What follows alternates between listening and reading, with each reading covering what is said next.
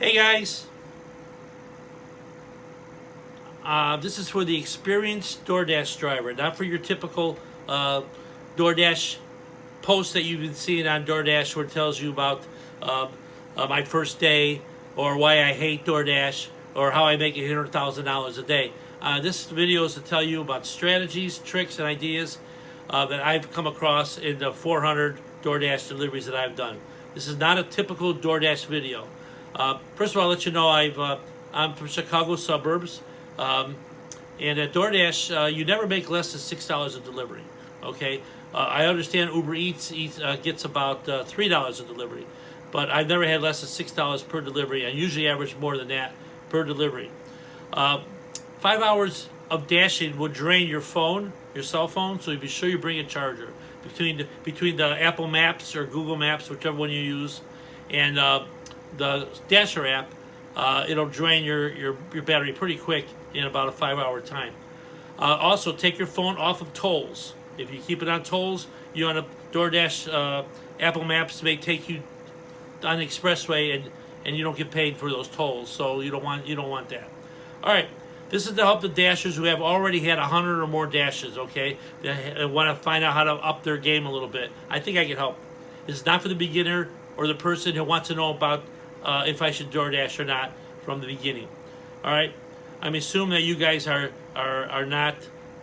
past beginner dashers and you're past that. All right, we're going to start off right now on tips to scheduling. When a new day opens up, schedule as much as possible on days that you know you may or may not dash. You can always cancel at the end. If you see that you want to schedule only part of what is available, save the whole block, then go back and schedule after you've saved the block. Go back in and break down what hours you want. So if it says you dash it, it's open from 9 a.m. to 12 midnight, click the whole thing, save it, and then go back and right away go back and then change what you want with the hours. So, okay. I've come to a little trick. First of all, you want to schedule lunch and dinner. You obviously know that. 11:30 to about 2, and 5 o'clock to about 7:30, 8, even later on Friday and Saturdays. What I found as a trick, and I've heard this on other posts on DoorDash, that if you posted 1 hour blocks, that you get more dashes. Well, this is true. I found in Chicago suburbs that if I post 11:30 to 12:30, for instance, I do 11:30 to 12:30, and I go 1 to 2, and then I go 2:30 to 3:30. Now, here's my theory. Okay, I happen to know that you can start at 50 minutes early, so I started about 11:15. So start 11:15. I get a dash before 11:30 almost every time, and if I don't, I get one at 11:30. Then I get another one around 12, and I get another one right before 12:30, right before I go off. Almost every time, I got 5 minutes left, and I get a dash. Well, that's okay, because then I leak about 10 to 15 minutes into my next opportunity. So at my 12:30, I get my dash about 12:20, 12:25, and now I go until about 12:40, and I'm 5 more minutes later, I can start my next dash again. So then I only lose 5 minutes between each dash because I overlap, and then I can start 50 minutes early. So I schedule 11:30 to 12:30. I start at 11:15. Then I go from 12:30. I'm done, and I leak into about 12:45. I start there at 12:45 and go from 1 o'clock to 2, and then when they give me that dash at the end, I'm over about 10 after, 20 after. Then I start my new dash at 2:30. So I really don't lose anything. So. So then I got 11:30 to 12:30, 1 o'clock to 2. And my dog is over here playing with a bottle. Here you go. All right, got rid of the dog. Okay, so now I haven't lost anything. And now it turns around, and I usually get about three deliveries per hour, 1 hour blocks, which is pretty good. Because if you get 2 an hour, then you're making about $15 or more per hour. So, if you get 2 an hour, that's probably a pretty good day. So this way you get probably out of the 3 hour block, 3 hours plus the half hours between, you're probably going to get about eight deliveries during your lunchtime or dinner. I do the same thing at dinner. I start at 5, I go 5 to 6, 6:30 to 7:30, and 8 o'clock to 9. So that's just what I do in the Chicago area. Try the 1 hour blocks. They work.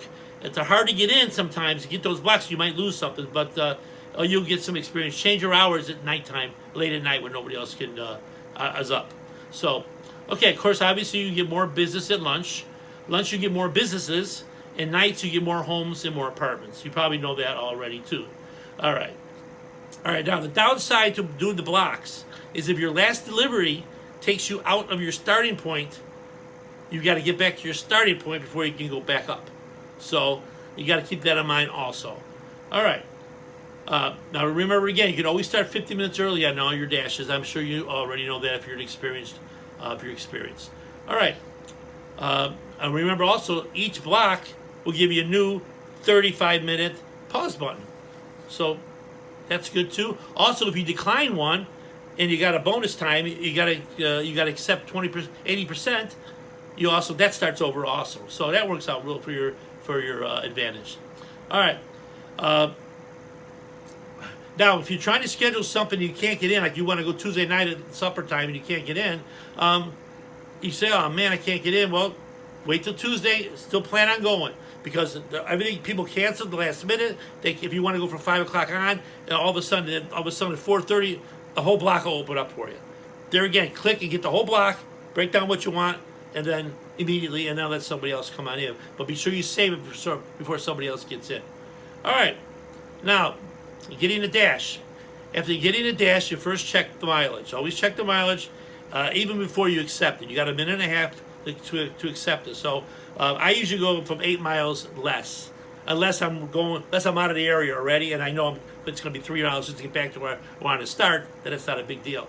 But 8 miles takes about 15 to 25 miles to complete if you don't have any issues. So that's not too bad. You can get 2 or 3 in an hour period for that. The mileage is a combination of the pickup and to the customer.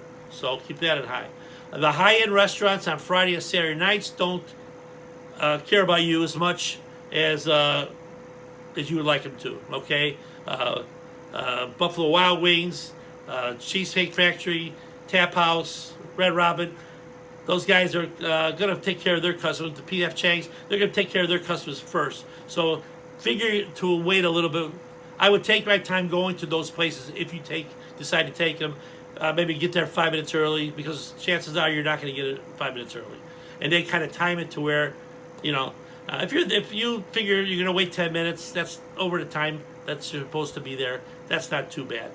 Now remember, the little map on the top of the phone before you accept the delivery also tells you where you're going, so you can see if you're going to go to a school. You may not want to go to the school. You might not want to go to a certain area. You can see where you're going to be. You have to zoom in a little bit. That all takes some time, but remember you got to accept within a minute and a half. All right. Now next thing, you may not want to deliver to a college or to the mall. You may not want to pick up at the mall. That's also sometimes they want you to pick up at the mall's food court. Well, that's a nightmare because especially if you're by yourself in the car. If you're another driver, not so bad. You can go to P.F. Chang's, you can go to the mall, you go to Cheesecake Factory, Mangiato's, whatever. If you got somebody else in the car, because you may not find a place to park. Okay, but if you got another person in the car with you, it may be worth going there because they end up spending more money, which might be more tip, and you have to weigh that out to what area you're in. So, all right. Also, the ideal mileage is about 6 miles to 8 miles, about 3 miles to the restaurant and 3 miles to the customer. That's ideal. So anything under that, even if it's only $6, that's pretty good. Okay, and even though it's $6, a lot of times they'll add to that anyway. All right, like I say, stay away from picking it up in the mall's food court. Not only is the parking an issue, you got to walk. So unless the order is gigantic, I don't think that's kind of worth it. So unless if it's before 12 o'clock, lunchtime, and before 5 o'clock, or maybe it's like 3 o'clock in the afternoon, maybe it might be worth it to you. I'd rather not have no calls at all. All right, remember, the further you travel, the more you make. But getting 3 dashes at $6 and making $18 is better than making 1 long dash for $12. So, all right. And then your next dash should be from miles to the starting point. So keep that in mind. Now, if you don't get a dash for a while, reboot your app. So if you just, because you got your hotspots and whatnot, if you shut down your app, and reboot it, you won't lose anything. You won't lose your schedule, won't lose anything. It just tells you to dash again and get started, and you might see a whole new realm of hotspots on the bottom of your screen. Now, what exactly is a hotspot? All right, if you live in my area, the hotspots are always Portillo's and always Chipotle. What is a hotspot? Does that mean that your last couple orders have been there? I mean, if Portillo's isn't a hotspot, I'm still going to Portillo's. If Chipotle's not a hotspot, I may still go to Chipotle. One order, you're right there in the parking lot, and you'll get that order. So keep that in mind. A hotspot might not always be the best thing, in my opinion, because all your drivers may go there, and so you may have to wait in line before you get an order. But if you go to your own hotspot that you know is good, Noodles and Company in the Chicago area does really well, as does Popeyes, as does Chick-fil-A. So those are other spots that are pretty hot, even though they don't may not mention it on your app. All right. After accepting the dash, always let the app take you to the restaurant. You may say, "Oh, good. I came out of the hospital one time. I delivered to the hospital. You may not want to do that either." And all of a sudden, Bona Beef popped up. All right, Bona Beef. I hit it right away. Didn't realize it was 12 miles away. It was but I had a Bona Beef that was 4 minutes from where I left, but I didn't realize it. So I had to go all the way down to Rolling Meadows, and then they took me farther to Mount Prospect. So you got to be careful about always let the app take you to the restaurant, okay, to make sure you go to the right restaurant. There's a million Subways, there's a whole bunch of McDonald's, so make sure you may skip 3 McDonald's before you go to the McDonald's that they want you to pick up from. All right, check the time for food to be ready. High-end restaurants will never have your food ready. I told you that before. No need to get there and make everybody for them to get annoyed at you. While waiting in your car or in the restaurant, you can Google the address and check out a picture.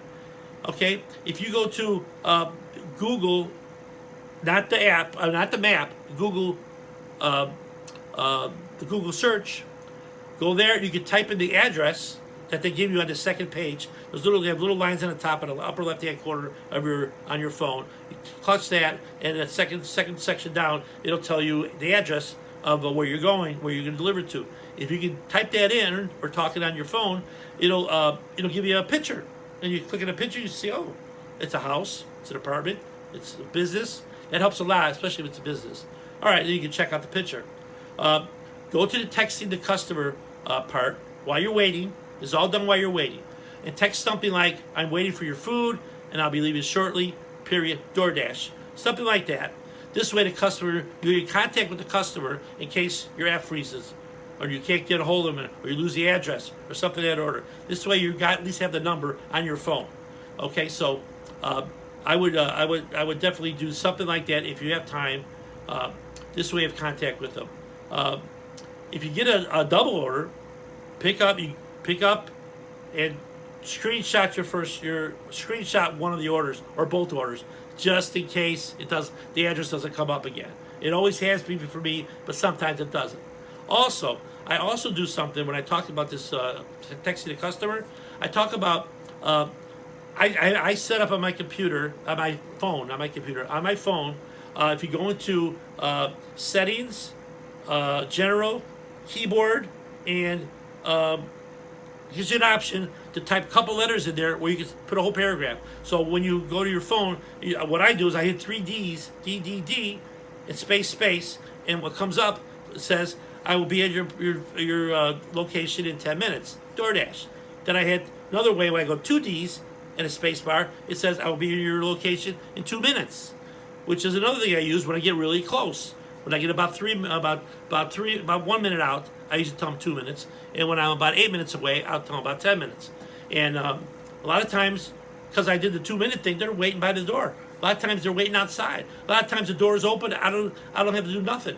If they're in an apartment, they come downstairs. If they're in a business, they walk outside and they'll text you, "Okay, I'll meet you in the lobby," and you don't have to go up the stairs. And it saves a lot of time. And if you don't know how to do that, get a millennial. They'll tell you how to do it for sure. Okay.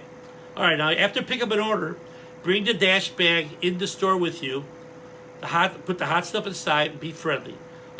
Allow 10 minutes after the due time before you start getting upset. I mentioned that before. Contact the customer and let them know you are leaving an estimated time of your home. Usually I let them know. If I waited a while, I'll tell them I'm leaving now. If I didn't wait a while, I'll wait till I get about 10 minutes, or I'll see how far I'm away. If it says I'm 8 minutes away, I'll tell them I'm 10 minutes. I'll hit my DDD, and I'll tell them I'm 10 minutes away, and I'll go from there. Remember, the customer can follow you on the app. He can follow he's got a little red car or whatever, a red dot or whatever. They know where you're going, and they should call you back if you're getting lost. But they don't.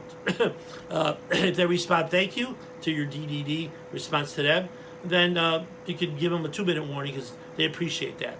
So, all right, take the DoorDash bag with you and remove the food when you come to the door. Don't take it out of the bag and bring it like this. Let the customers see that you took care of their food. They kept it nice and warm. A lot of times when you open it up, if it's hot food, it comes out, they grab the bag out of the thing, and they can see, oh, this is nice and hot. And they'll appreciate that, okay? So don't remove it out of the car. And when you get the order, put it in the DoorDash bag right away, too. There'll be some heat that comes out. All right. Ask them not to forget to rate you. Say, please, would you please give me a good rating, sir? My rating was 4.81 until I started doing this. I did it for 2 weeks. Asked them to rate me. My rating now is 4.88. So it does work. It gives a reminder. You can talk to them a little bit and say, hey, Cub jersey, Cub game. Hey, how's that Cub game last night? Well, this is great weather. Whatever you want. Make some 30-second, 50-second communication with the person. You can tell if they're friendly or not. All right. Now, remember, driving back to the starting point. Use the app to get back to familiar territory. When you're when you're out of the zone and you want to get back into a certain area to work, okay, go where there's a lot of restaurants. Don't go to that area, or don't even go, let your app take you out of sometimes you're in an apartment area, you don't know how to get out. Let the app take you to a vicinity, an area that you're familiar with, and then go to your starting point that you choose, whether it's Portillo's, Chipotle, whatever else you choose. Go to that starting point, but go with where there's a lot of restaurants, or where there's a lot of places that you've delivered before. So this way, if you're close by, they'll catch you on your way back. Okay, because DoorDash knows where you are; they're following you. All right, glitches. All right, order that you are already picked up. I've gone to a place where the DoorDash had some issues, and I went to the destination, and they said, "Oh, this has already been picked up." Well, what do you mean it's already been picked up? That's already been picked up. So the app sort of it's going to freeze you, and you'll swipe like you picked it up, and then it's going to freeze you, and you're not going to be able to do nothing until you go to that destination. So what I found out to do, this has happened twice. I go to the destination without nothing, and I swipe it, and I get paid. Don't know if that's the right way to do it. I don't know what else to do. If I stay frozen, I get with a chat. I can't always get in with the chat. So if you have a double order, and you don't have anything to deliver, go to that place, swipe, and then you'll get paid. All right. Woodfield Mall pickups. This happened. Also happened. Somebody said, texted me and said, "I'll be in front of a Red Robin. Please deliver the food. I'll be in front of Red Robin." Okay. The address just said Woodfield Mall. Didn't say the address. So we hit the dash, the app, and we drove, and it said we were 5 minutes away. I go, man, we're at least 15 minutes away. This is not the address. I called her up and said, "Did you say you're at Woodfield Mall?" She goes, "Yeah, I'll be in front of Red Robin." Okay, well, this app takes the dash, the map is taking me somewhere else. So, okay, I want to be sure you were there. Bye. So I drove to where the app told me to go to, or the app, and I swiped like I was picking up from there. Then I went to the mall, gave her the food, and nothing locked up on me. Had I not done that, I would have went to the mall, gave her the food, and tried swiping, and the app would have told me you're not at the location. And I would have had to go back there and then swipe out. So I went there first, then I went to the mall. Saved myself 15, 20 minutes because I had that issue before. All right. Also, I've also gone to a place where they told me to go to 1400 Irving Park. I went over there, and it was a construction zone. So it's like, oh, hello. Found out later on, it didn't have north and south on there, or east or west. I think it was east or west. So once I looked it up on Google and found out it was east or west, I put that in, went there 7 minutes, and it was 7 minutes. So if it doesn't have north, east, or south or west, north, south, east, or west, they may mess you up on the app also. All right. Also, I have a friend that does DoorDash. He had to change an address from 1701. It was written 17. Okay, it was supposed to be 1701, whatever. They had put in 7. It was supposed to be 1701. They had put in 1701. So it would. He had to change the address to 1701 in order to get to where he wanted to go. So, well, that's pretty much everything. I hope I helped you a little bit. If I get 200 likes, I'll do another video sometime down the road. But if I don't get 200 likes, I figure that I'm not helping anybody. So just hit the like button. You don't have to subscribe. I'm not subscribing to anything, and I don't make a habit of doing this. I just thought I had something to offer. If you had any comments, that'd be great. I appreciate it. There again, I'm the DoorDasher. I'm the experienced DoorDasher. I'm not giving my name. I'll see you soon.